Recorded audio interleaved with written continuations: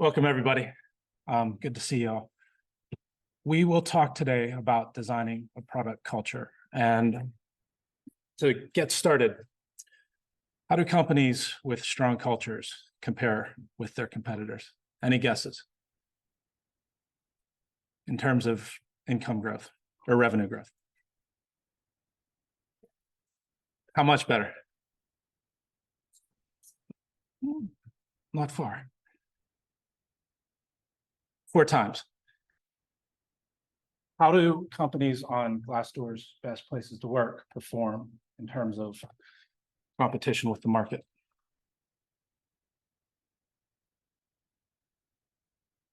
Closer to twice as much, 115.6% better. So today we may be covering a topic or a solution to a problem that not that many people are aware really exists or warrants this much attention. As it relates to startups, studies show that it's even more impactful for smaller companies than for larger ones, the impact of culture on the performance. Now, this, like most good things in life, requires a bit of a leap of faith. Not everybody believes this. Certainly not everybody is willing to put in the time. So how many business leaders believe that culture is important? Only 4 out of 5. And I would even question seriously that I see a lot of heads.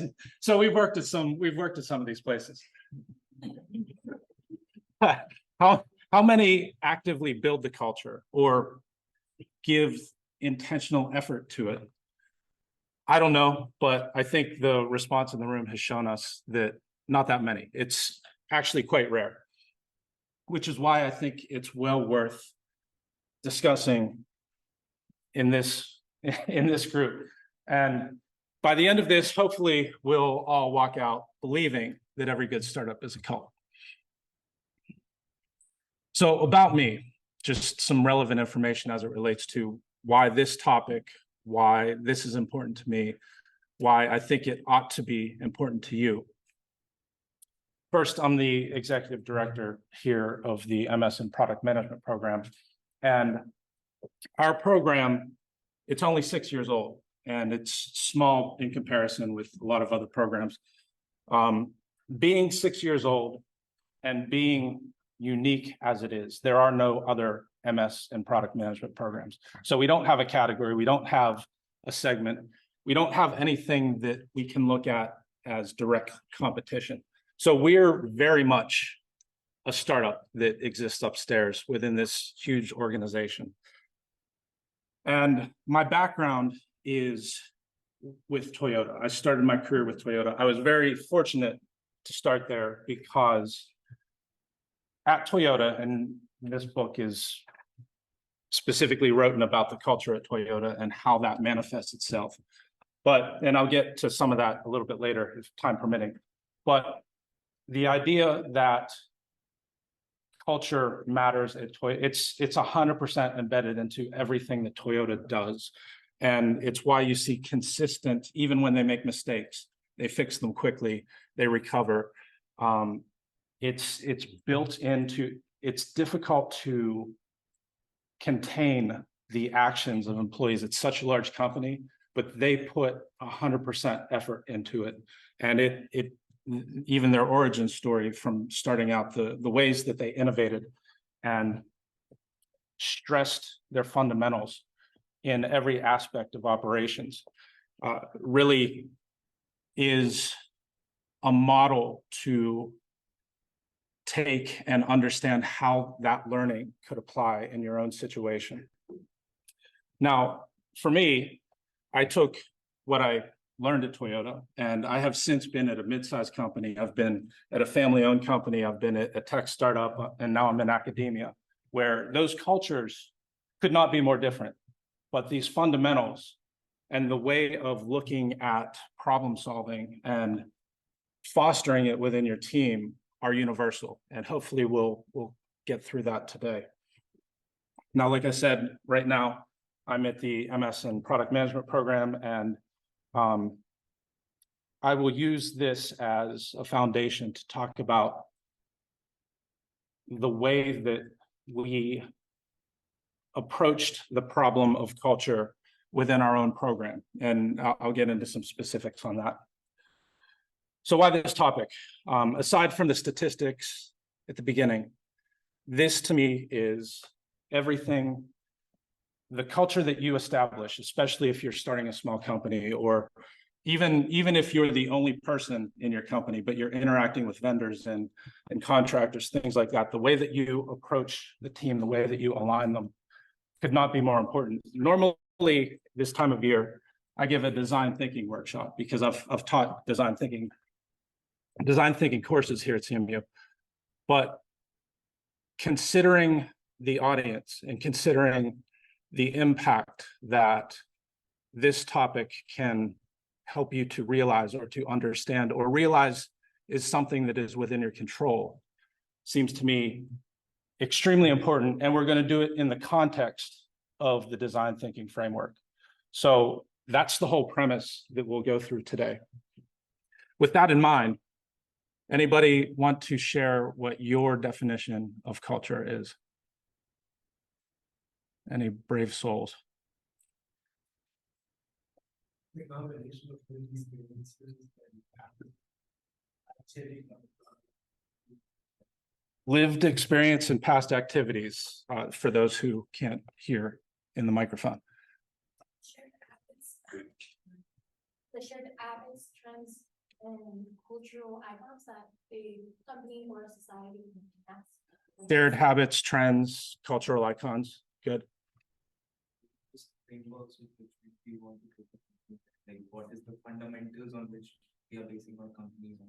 Rules, frameworks, fundamentals on which you're basing the company. Values, beliefs. Yeah. Good. With the kind of computer science definition, it's almost like an emergent copy of like all the individuals in that group. So like culture is defined by the people that make up that group. It just kind of comes naturally over time. A common thread. Okay, common thread that comes naturally over time. And we'll talk a little bit about how you can influence the direction that thread takes. Anything else? Those are pretty good. Great. So an activity for those in the room, at least. Those online can add comments into the chat. Hopefully I can see them. But I'm going to ask everyone for, say, 3 or 4 minutes, pair off into like groups of 3 or 4, and come up with a list of attributes. And this should be easy, actually kind of fun.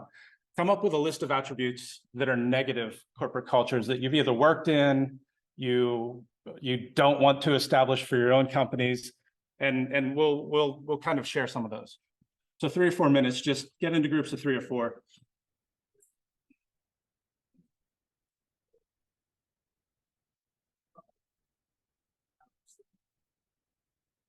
We have 5.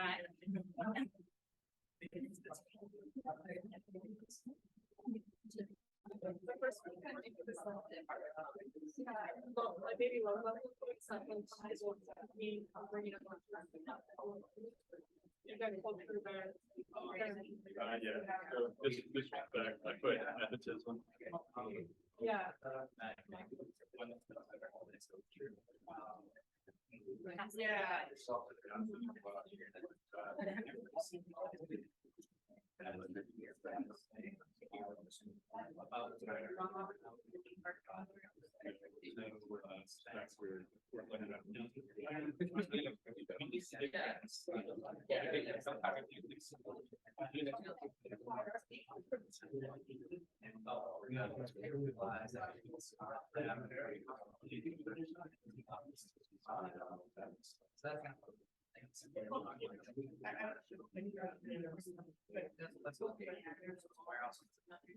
Like instead of comparing, I think that is like, yes, where you're comparing.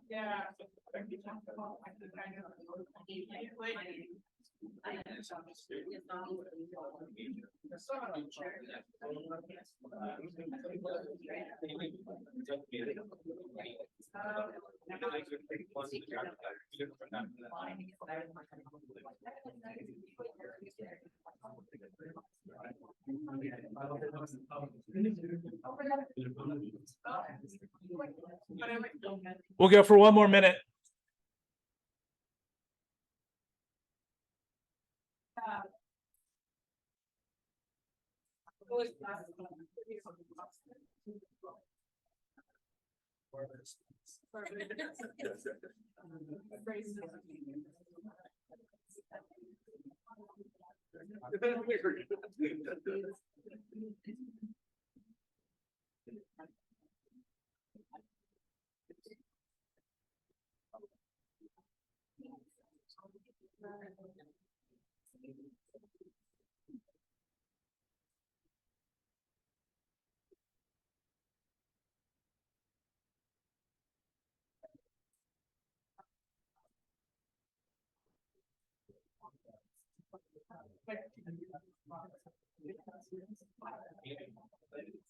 Okay. Anybody? All right, everybody.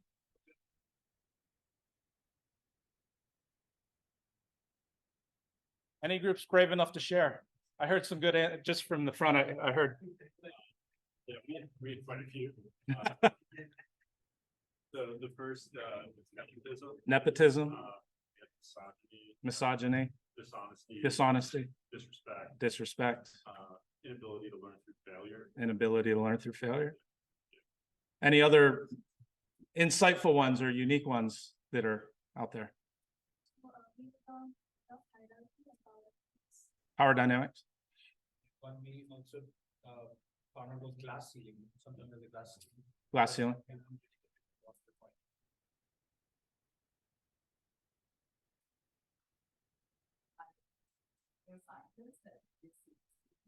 And my chief scientist, he was this ridiculous man who we did all the work and he never appreciated us. And in every paper he has to have his name. And he's just like, I have done all the work, you guys are nothing. So not having that culture of appreciation, which motivates people to do better. Culture of appreciation. Yeah. Others? I one anecdote from my early career. I was working for a fintech startup. We worked on institutional investment performance analytics platform. And I remember it was like my second day, and the CEO was talking to me and bragging about how he had spent $75,000 in 1 hour at a pool party in Vegas, entertaining Scott Disick, who's one of the husbands of a Kardashian, who had nothing to do with institutional investing. And I remember like that was my salary for the year. I was like, this guy really is pretty tone deaf. What do we call that? Misplaced priorities or hypocrisy, maybe? Yeah.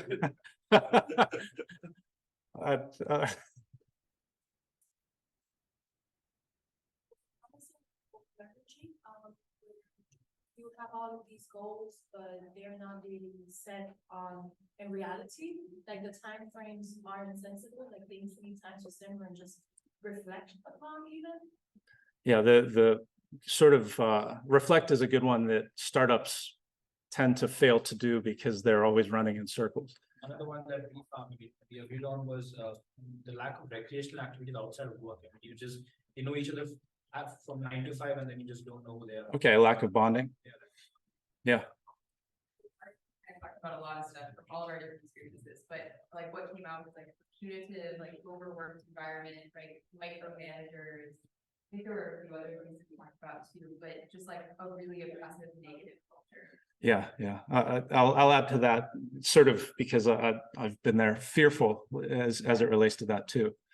walk on eggshells. Yeah, yeah. Afraid to actually voice the intentions. Yeah. Yeah, and I have a thing about insecure managers too, but that's, we'll get into some of that perhaps. I won't go into, it's kind of obvious how these things make you feel, but you can imagine, and for the sake of this discussion and for the sake of a room full of, and an online session full of potential or starting or aspirational entrepreneurs, you don't want your employees to feel that way about their tasks, about their role, about their assignments, and about your company's mission in general. So how might we avoid this?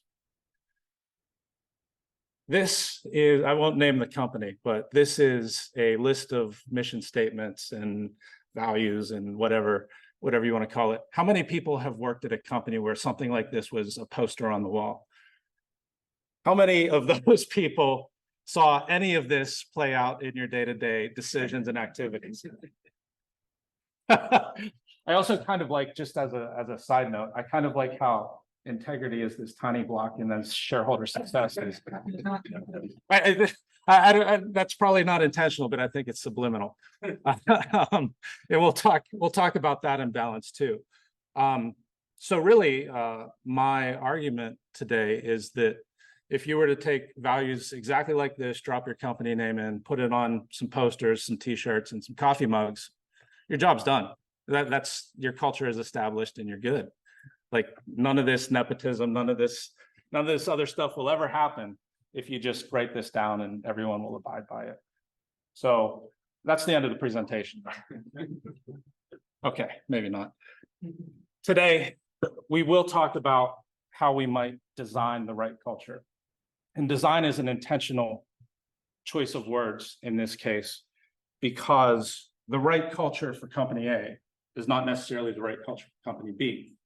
And design really, so people think of design and they think of like architectural design, or they think of aesthetic design, but design is an activity of solving a problem. And we'll talk about a structure and a framework that is pretty universal in doing so. It's the same framework we teach for product design, but I'll apply it to cultural design. And I'll talk about how we implemented it within my program. And then I'll talk about some other really kind of notable examples, some that are inspirational to me. So when we talk about culture, and we touched on some of these in a bit, but the way that I kind of sketch your universe is you have customers, you have team, and you have shareholders, investors, shareholders, whatever the situation we're using generalized terms here. But how many people have worked in a company where they say we always put the customer first? Okay, I see some smiles along with the hands. What did that mean? Oh, I have Amazon as an example, by the way. So Amazon is actually my example for when that's dangerous, right? Like the reason Amazon pays people so much is Amazon doesn't care about this part at all, right? Like we will pay you a lot and you will do everything we say, just how we say it. Yeah. In order to support your customers, you need to have a team behind them that actually cares. Exactly. So if you're not putting your employees on even equal Yeah. footing, you're probably not going to actually get that first. You read my mind, because most people think that it's noble to say we're customer first. Customer focused is a little more accurate, but most people think saying we have a customer first culture is like some badge of honor. When in reality, if you're not supporting the team that supports the customer, then you have no foundation with which to even say that. That's excellent. How many people would say that the shareholders are first, other than that list of values that I showed earlier? Okay, you've been at a company that says shareholders are first? It doesn't say it. Yeah, okay. I was going to say, because most startups that I've been near, and I failed to mention earlier, I have worked at a startup, and I have I have in the context of coaching my capstone project teams and student interns and different things. I've seen them embedded into a lot of startup situations that are unique in comparison with some of the larger companies. It's a necessity for survival within a lot of startups. You have to make. I would argue too, though, that is kind of a result if you're feeding those two. Exactly. Yeah. Yeah. So yeah, you can't take care of one without taking care of the others, right? But in practice, a lot of when you go to a meeting, in all likelihood, you're talking about the bottom line more than you are anything else, and that's part of what we'll solve at least a little bit today, or at least introduce the idea that it's solvable. So what's product culture? Everyone knows that the shareholders and the customers should tell the product manager or the founder or whoever exactly what to do, and then they dump it on the product team, right?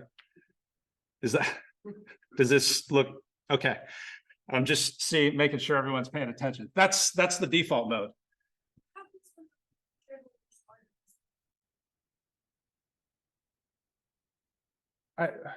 Let me get to the balance, and then or a few slides in, and then we'll talk about the balance thereof, because it kind of gets back to that idea that if you leave any of these major stakeholders on, if you don't fulfill their needs, you're imbalanced, and everything else will begin to break, and then you get that toxicity as a reaction to everything else. So that was for fun. And this is the result of that type of workflow.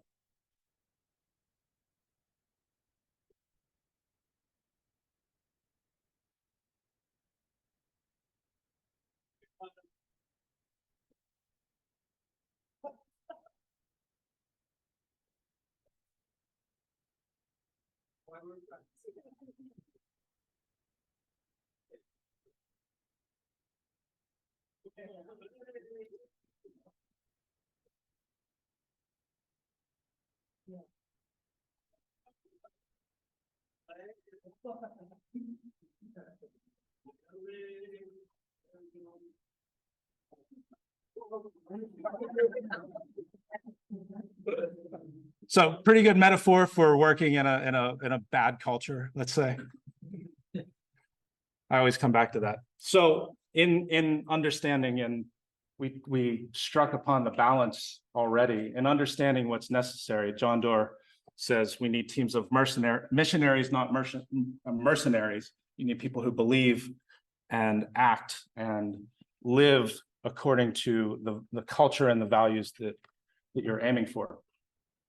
So in this situation, this is what I mean by balance. The needs that you need to take care of are all of these, and sacrificing any one of those is potentially a short-term success, but a poor long-term strategy. And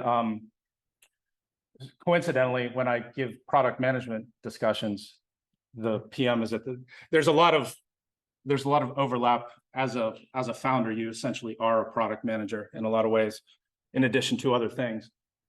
So this is what I mean by product culture, is balancing the needs of these stakeholders, which at times can be extremely difficult. And for the case of what if your customer is your shareholder, well, you have a more, maybe in many cases, the more aligned set of needs, and you're pulled in fewer directions. So all of this is to align your team, align your mission, align your actions and habits with solving the right problem. So a lot of times in a startup especially, the leaders, the founders, whomever it might be, are not really excellent at giving direction, or not, back to the idea of overwork, not even aware of, if I make a promise to a customer, what does that mean to the team and to the backlog and to all the operations underneath to even fulfill it? which leads to breakdowns all across. And especially when we talk about design thinking, we're going to start with understanding what the right problem is. So you aren't, as an entrepreneur, you don't have time and resources to solve a problem that's not really important. So this quote is one that I come back to frequently. The manager who comes up with the right solution to the wrong problem is more dangerous than the manager who comes up with the wrong solution to the right problem.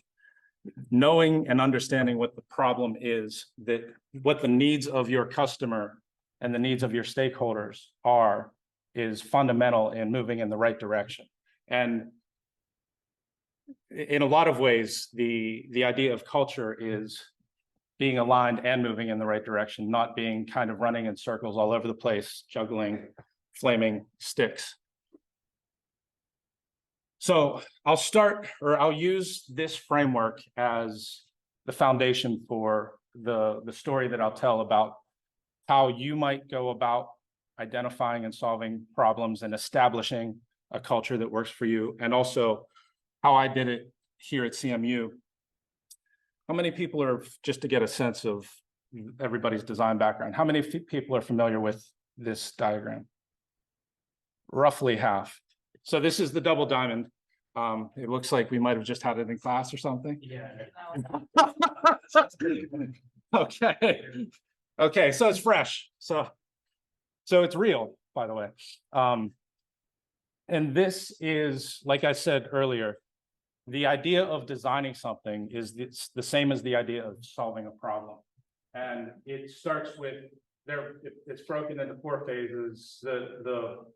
The shape of the diamonds indicates sort of the expansion of ideas and then the refinement of ideas. So you start with discovering, you go into a problem, assuming that you don't know what it is that you need to understand the nature of the problem, who's affected, what their needs are, and what the pain points are. And then the define phase, which is the second half of the problem space, is, okay, we've collected all this data. Now, how do we make sense of it? How do we sort it? How do we filter it and prioritize it? So this is, if you don't get this right, your solution doesn't matter because you're not solving the right thing in any form of design. And then the solution space, develop and deliver. Develop is like prototyping and ideating and building ideas, expanding your range of options to move forward, and then delivering is the execution and the testing and establishing metrics, that type of thing. So this is, and then you iterate throughout. It's a constant evolution of ideas for first solving a problem, then continuous improvement thereafter.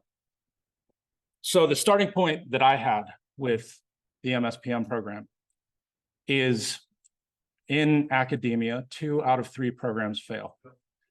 And I started 3 years ago. The program was 3 years old, so it wasn't starting from zero, but it was still in a very tumultuous early stage of being a startup in a lot of ways.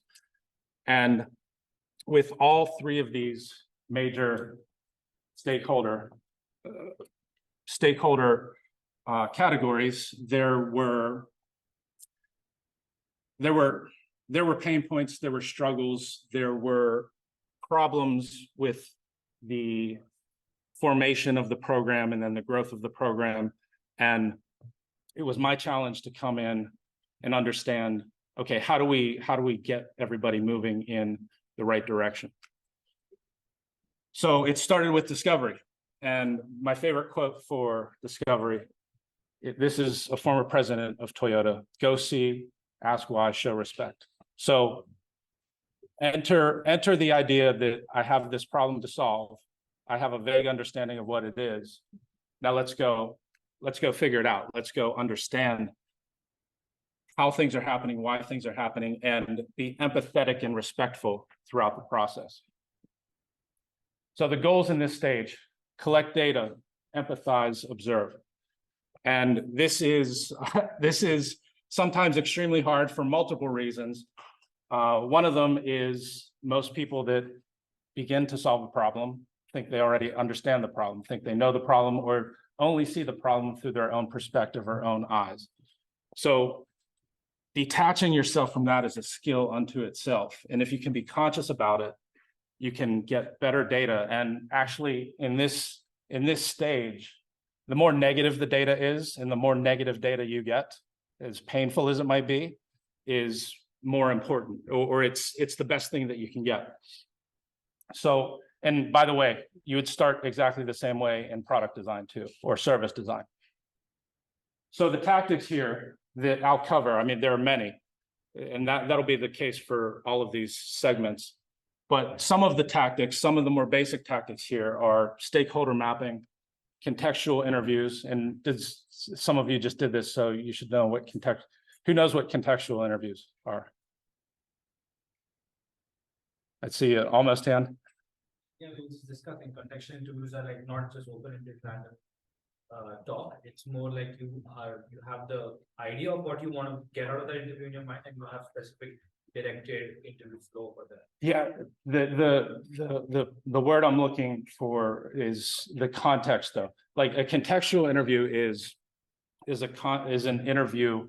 Like if you have a remote worker, or if you have a worker who's offsite that maybe visits customers, following them to the place of their work so that you can observe details of the struggles that they have that they can't even articulate to you. The closer you get, like one thing that I've done, for example, with students is we've opened our office area so that students can come in and actually sit right outside my office and do work and socialize, so that I can, like, they're so that we can be close and I can observe the struggles that they're going through, because I can't fix what I don't know about. So that's why interviews are great. Contextual interviews are even more powerful because you're right there on the site. Surveys when necessary, and observe in 5 whys. Stakeholder map. This is my own. So I stepped in basically somewhat cold to this role at CMU. And I knew that I had students I need to take care of. I have employers I need to take care of. I have administrators, but I knew that it was kind of a massive unknown entity. So the idea of mapping them out, understanding who needs what from my program and me, and not just who needs what, but like building out as I learn, oh, the Schwartz Center interacts with the MSP program and all these different things. So very few people go through this step, but if you have a complex situation, or like maybe you're in healthcare and there are all these different stakeholders that are really tangled, and you need to make sure that you're keeping all of them content. So an activity like this not only can help you unravel it in your own mind and then make sure, do I have the right communication touch points with all of these stakeholders, but also for your team, they can understand who's involved, who's related. It's a good communication tool, as well as it is a thought-provoking tool. And it was one of the first things I did, because as I'm coming in, I know that we have communication breakdowns, we have sort of negative sentiment in different areas. I needed to make sure that I'm covering all the bases as it relates to the culture that I'm beginning to establish kind of on day one.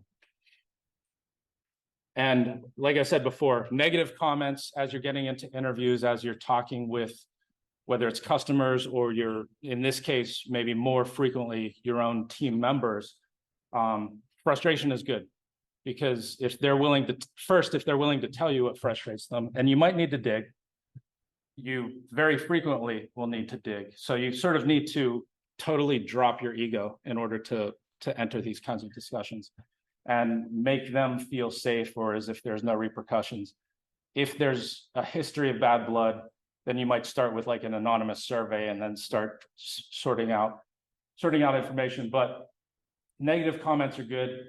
I've heard all of these in different jobs. None, I don't think any of them are CMU, but we're acting unethically. Nobody listens to me. We have no structure. And that's a big startup one, no structure. We aren't properly equipped. I'm just a name and a number. Too much bureaucracy. I feel unsafe. We just do what the boss says. Our customers are underserved, and we've always done it this way, which is kind of a perennial favorite. Like in my, I've taken this task of turning the ship around, repairing and constructing culture pretty much everywhere I've worked to one degree or another. And getting to the point where people will share this with you is a trust building activity in itself. You know, maybe you have to buy coffee or lunch or whatever it is, but once they do, now you can start asking why. Now you can start asking, okay, show me. And that's sort of the value of the contextual interview. Like, and then you can start collecting that data, and we'll get to the point of building trends. 5 whys, this is a problem-solving technique. I see a lot of heads nodding. Basically, once you've seen or been revealed the symptom, the top layer symptom of a problem, continuing to ask why until you get to the root core of what is creating that problem is the method here. And this is like my first, one of the very first pieces of feedback I got in meeting with my own students years ago was, we need to feel like we're part of Tepper nor SCS. That's a pretty big, that's a pretty big hitter, which is why I still remember it. So that to me, I mean, it hurts, but that is, okay, there's something big underneath this. Let's peel it back. Let's understand. And as we go forward, that was the foundation for everything that my team and I worked towards since, is that feedback. It was so valuable that the person who gave it to me knows, but getting that level of trust and then being able to dig is critically important to say, okay, we do have a cultural problem here, or there's at least the way that I perceive things is not the way that my team or my customers or my shareholders perceive things. So moving forward, at this point, we've collected a bunch of data, enough data that we believe it's useful. We may continue simultaneously with interviews and different things, but it's time to take that data that we've collected and make sense of it. And throughout this stage, we're going to compile it. We're going to do research on, we may do research on elements of the problem that we didn't understand previously, best practices, whatever it might be, and we'll prioritize it. And that's really where we'll end here at the convergence on that first diamond is, okay, what are our priorities? What do we work on right now? And again, same thing for a product or service. This is the exact same design methodology you would use. Some of the tactics in this phase are affinity diagrams, decision matrices, and Mad Libs.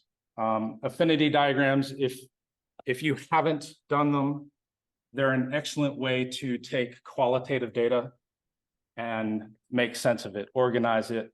So the way this works is all these yellow Post-it notes are observations, insights that you gained during the discovery stage. Then you take them, lay them out. I like the Sharpie and Post-it note method myself. Sprawl them out on a wall, on a table, whatever it might be, and begin to spot trends and categorize and group them together in ways that you can see trends and see things that repeat more frequently than others, and get a sense for what the severity of any given problem is, or the frequency of any given problem. And then I don't know if these are still popular. I see a few people that clearly recognize it. Another way to think about or to frame the insights that you gained in the research is to create a point of view statement or a Mad Lib.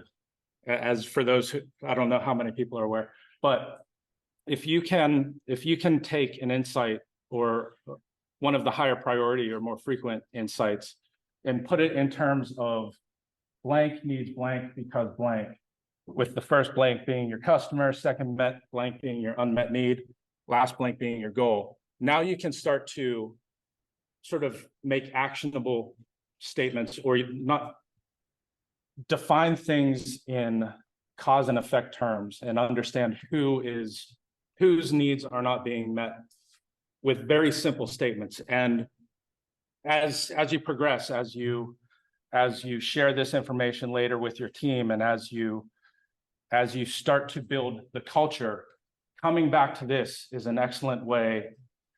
Like, it's so simple, it's so easy to say, are we delivering blank to blank and solving the need that they have? So this is a way of framing and simplifying some of the data that you've gathered once you've had a chance to assess it. And then this, I talked about decision matrices, but for the sake of this presentation, I'll show the simplest one in the world: impact versus effort. This is pretty simple, but not that many people go to this, take the step of sorting things. And you can, if you have, let's say 100 data points, 100 pain points that you've identified while talking with your customers and your team, the idea that they're all equal is crazy. You need to make sense of that data and you need to assess it. And sometimes you can do this as a team, but sometimes this needs to be an executive step. This needs to be something that only the leader can begin to sort out for various constraints and various things. And one possible outcome as you're going through these steps, and I'll get back to this also in a little bit, but this is from a book called The Power of Habit by Charles Duhigg. Anchor habits are like the keystones in an arch. They hold everything else in place. And once you change an anchor habit, everything else shifts along with it. So you may find within your data that there's something that is foundationally at the bottom of many other problems, if not all the other problems. And that's part of what I was able to find in the context of the MSPM program. So this is all basically now you have a sense for where the friction exists. Now you have ideas that will help you to serve the needs of each of these three sections. And with the shareholders, in my case, with the shareholders, which would be like the dean's offices and the administration and these things, one of the things that was a problem for the MSPM program, and like I said earlier, we're different in a lot of ways. We're a one-year program where we exist within a school that's primarily a two-year MBA school. So everything that's a business process is set up for this program that has existed for 100 years or however long the MBA has been around. And now we're dropped in and we have the same processes, the same administration, but we have students with very different needs. So, and one of the problems that I stepped into and discovered is there was very little differentiation and positioning between, so there was very little buy-in in terms of, so what's the value proposition of this product management program? Why does it exist? Why would we have an MBA and a product management program?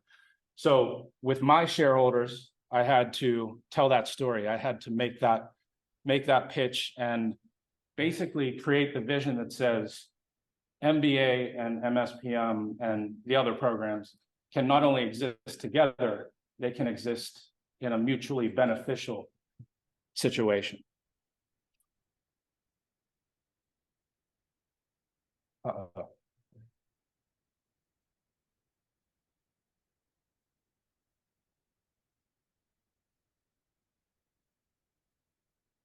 Might have frozen. Okay. You might have to do the arrows too. It works. Okay.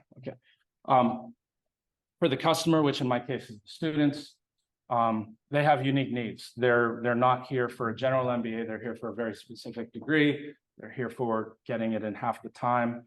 And oh, by the way, they need to get internships and full-time jobs all within that same 1 year period. And they don't have the tradition and the library of knowledge that a program like MBAs have. So that is a lot of what led to their feeling of not belonging. They were in an environment that did not accommodate their unique needs. And then the team needed throughout transparency. How are we doing and what are our goals? A united front. How do we make sure that the Career Center and the Admissions Center are working together to bring the right students in so that they can get jobs, those types of things. And then the big one, the one that is kind of our anchor habit, is empowerment to experiment. Because we're a startup in this huge organization, we needed to liberate ourselves to say, okay, this process doesn't work for MSPM students.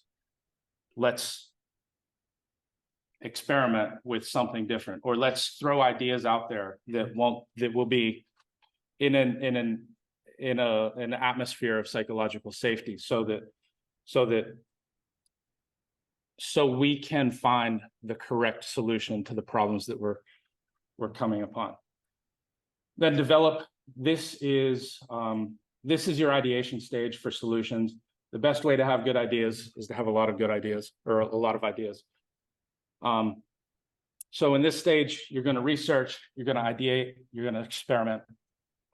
If this were product design, this is your prototyping stage. This is your sketching stage. This is your stage where you're exploring every possible solution to whatever your problem might be. Tactics are prototyping and how might we, which is a way of framing problems to generate creative ideas. And like I said, our anchor, the idea that we always come back to, and the idea that has been successful for us, is we have a problem, we don't have a standard solution for it, let's experiment. We've adopted a mindset of sort of mad scientists as it relates to, okay, we have a problem in the admissions area. What if we add video interviews, which was not standard before, or video submissions, which was not standard before, and see how that works? What if we do other things in the career coach, or the leadership coaching area, that are unique to product managers and unique to our students? And this has been the way, this is our culture. We aren't constrained by the way that Tepper has always done it. And it has been not just engaging for the people working with the MSPM team, like it's motivational just knowing that you have that freedom and knowing that you can experiment without fear. But it's also produced results that we can then build upon, and we're actually doing experiments that we prove and then we deliver to other programs at the same time. So that's part of that mutually beneficial existence.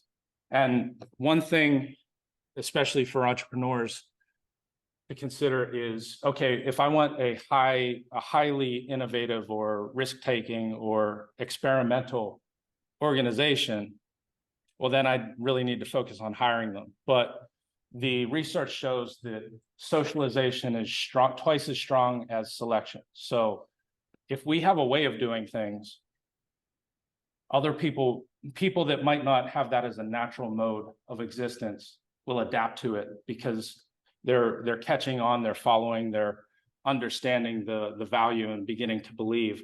It's not, I mean, selection matters when you're interviewing, when you're hiring, when you're choosing vendors, but the value of culture is that it's contagious. People begin to do things a certain way. You couldn't have companies like Toyota with hundreds of thousands of employees if it weren't that people can observe and begin to act together. And this is just one example of an experiment. So like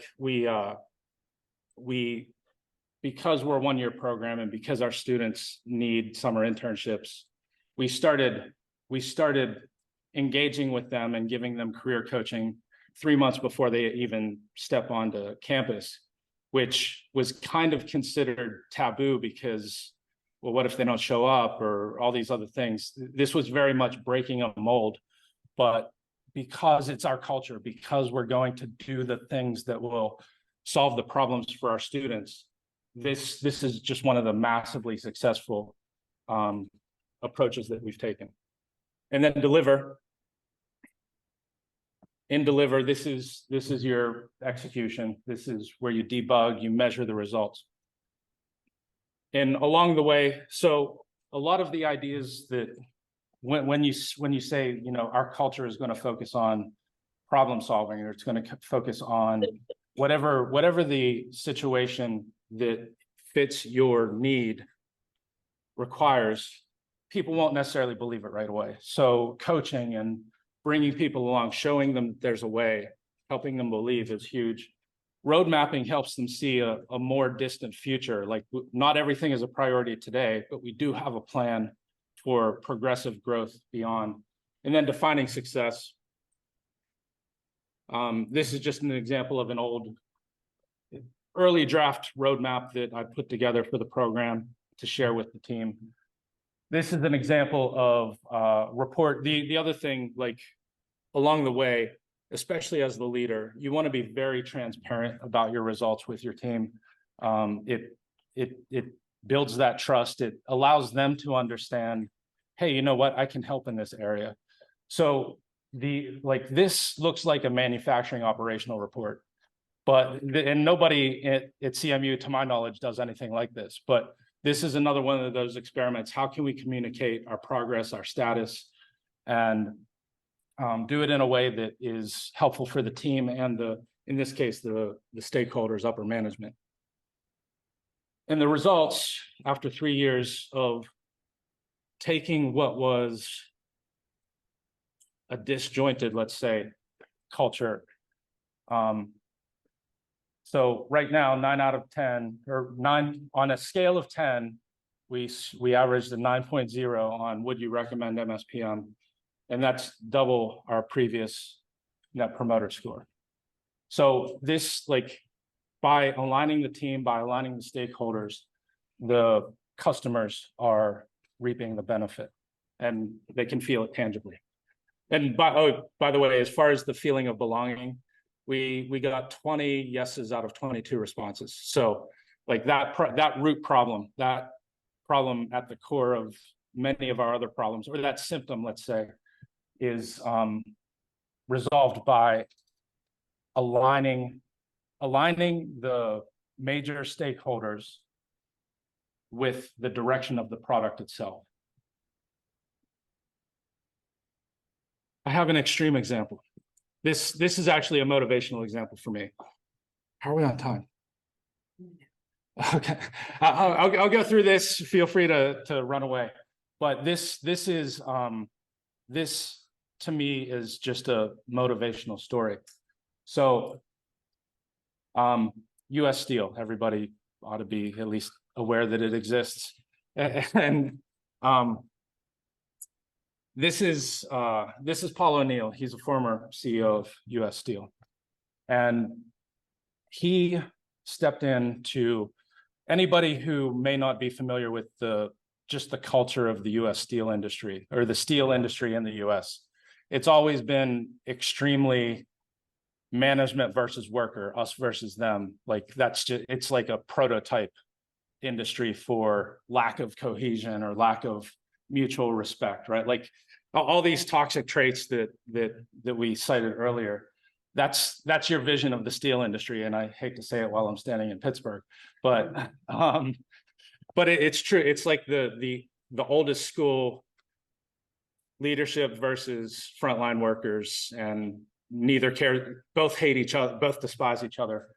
That's the culture that he was stepping into as he decided that he would take the CEO role at U.S. Steel. So what did he do? As he was preparing to move into the role, he did research. He contemplated how he was going to turn things around. And he decided that he was going to establish an anchor habit. His anchor habit was that safety will be a precondition for working at U.S. Steel. Now, nobody would heavy manufacturing industries like US Steel, they'll give lip service to safety, but nobody really. I mean, it's lacking, let's say. So what I'd like, you can get back into the same groups or you can find new groups. I'd like to take another 3-4 minutes, if you'll bear with me. And the activity is, okay, I'm the CEO at US Steel. I am determined that even at my own risk, that I will set safety as the number one goal, above shareholders, above everything else. Safety will be my platform. How do I make that cultural?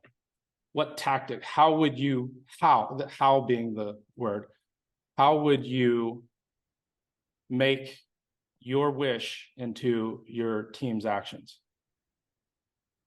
This is not so easy. So I'll give you another 3-4 minutes.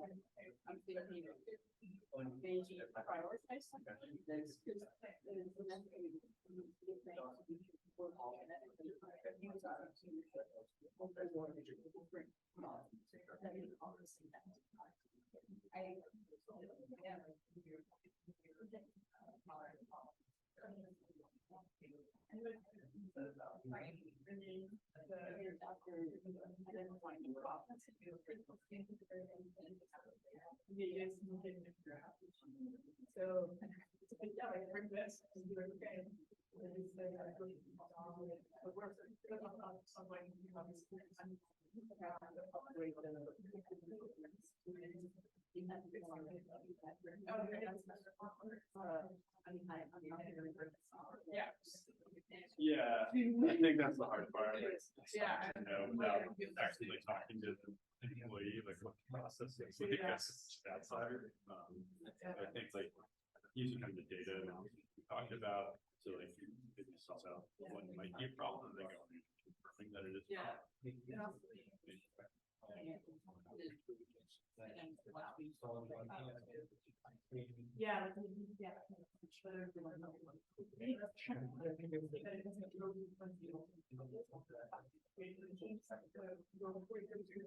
One more minute.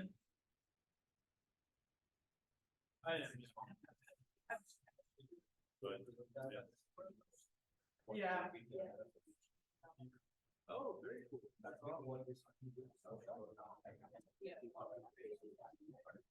This is one that I'd already always planned on doing. I had mostly been thinking about doing a full-time program early on in my career.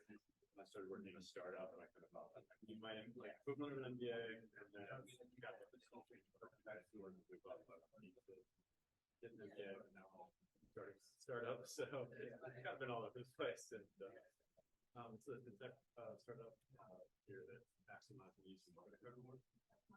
Okay. So, yeah, how do we convert this philosophical vision into a culture? What we came up with is we can still safety if you've got to instigate it.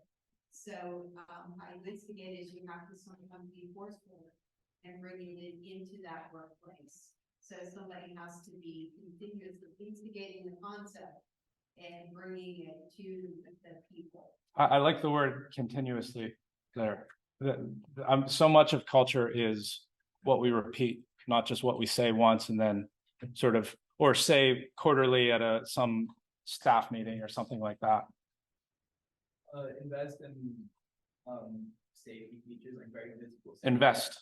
Yeah. There's like, yes, like this is a safe place, safe archetype. Absolutely. You're getting very close to the things that he actually did successfully. Yeah, and that's like honestly a zero tolerance policy, right? So they give people a chance, like humans a unit, right? Yeah. And you give them a chance to learn if they do something wrong. So they have that chance, but then if there's still a problem, they're not being safe, zero tolerance, they're out, then you get rid of the bad. Consequences, yeah. Say in reverse, give the workers a bigger voice so that if they don't feel safe, they can actually stop doing it. Yeah. All of these are like in the family of, You follow the top leader stuff with departments. yes. The safety. Yeah. Where they are, they want to figure out the problem, otherwise there are risks and consequences for that. Right. Right, As exactly. well as, a third party, can help, like a safety division where like any anonymous complaints will be Mhm. handled and there's no Mhm. fear of retaliation. Any other unique ones? Okay, those were, go ahead. You could make executive compensation like a metric that aligns to safety, Right. so that you have top alignment, so it's not so much that us versus them, because you have to make sure the workers are safe. Incentivized behavior, yeah. Yeah, that's so kind of everything that you said are the things that he did, but he did them in an extremely bold manner. So in his first shareholder meeting, when he's being introduced as the CEO, he started the meeting by pointing out the fire exits and explaining that safety is going to be our number. This is to shareholders, like who only care about the stock price. They thought he was out of his mind. Like really, for real, like people were running out of the room to sell stock and things because he just came in. He came in with such conviction that this is how we're going to operate. We're going to take care of the team, and the team will take care of the customers and the shareholders. Management incentives, of course, that was mentioned. So this is where we get to continuous. Every meeting at US Steel during his time, on every agenda, safety was the first discussion topic. And think about the message that sends. And then think about the corporate value map that we showed earlier that showed shareholder value as this, and then integrity is this. People watch your behavior, people pay attention, and like I said, they will fall in line with the way of doing things, and it just becomes the norm. And he also had no budget for work. Like this was another just unheard of, unprecedented idea that if a conveyor breaks, like he would call the manager of that area and say, nothing gets produced until you fix it. You don't have a budget to fix it, but fix it now. And just the idea that he was so committed to these workers. Now what does that do to all this long history of bad blood? And what does that do to everybody's understanding of how valuable your teammates are? It was just, that's why I call this this is motivational for me, because just nobody comes in with that strong a conviction and says, we're going to do things completely differently than how other people do them, and they're going to work. This is a quote from him. Only a leader can establish aspirational goals. And if your leader doesn't say it and mean it, that people who work here should never be hurt at work, it's really hard to get that from the bottom up. And he basically took all of this burden on his own shoulders, took all the personal risk. And as far as aspirational goals, he consistently stated that 0 accidents is going to be our goal. Again, nobody does that. Everybody uses safety or OSHA recordable stats and different things in manufacturing like this. But he just came out and said, no accidents are acceptable. in terms of culture, like this model is amazing to me, and it's one that I hope resonates as you think about your own teams and your own shareholders and your own customers even. And this was his result as in his time as CEO. 5 times net, it worked. So that's what we got today. I could talk forever about Toyota, but we're already over. That would be the next example, and we'd all be here till midnight.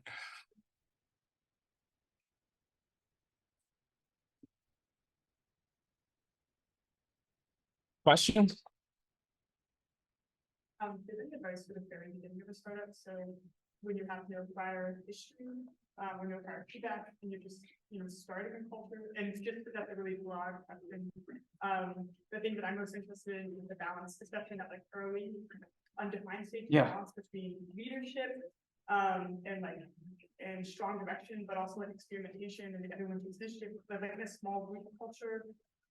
I guess, yeah. Yeah, so if your team is small or even like part-time or something like that,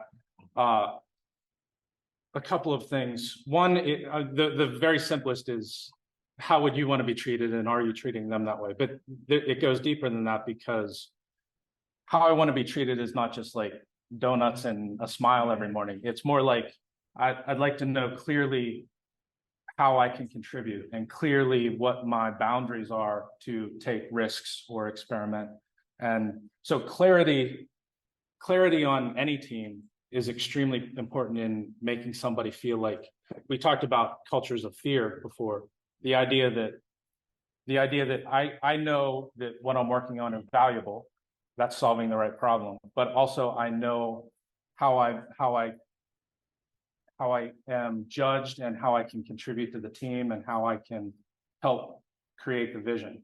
Or if I have misgivings about the vision, like I don't believe in it, like telling the story as to why we're moving in the direction we are, or why we're pursuing the customers we are, or the technology, whatever it might be. Like that transparency and then also, like, if you sense that they disagree with your direction, like, how do you see it? At least give them a chance to say, this is from my perspective, it seems like we're making mistakes here, here, and here. And then you can ideally either learn from that and say, oh, I didn't see it from that direction, or okay, the way that you see it makes sense, but here's some information that you weren't aware of, and this is how it's a sound strategy or direction, kind of thing. Yeah. Okay. Just curious, is there data shows that how much increase spending on the safety issues after the measure? I'm sure there is. I don't know. I don't know the story in quantitative detail, but it's the philosophy that was the. Yeah.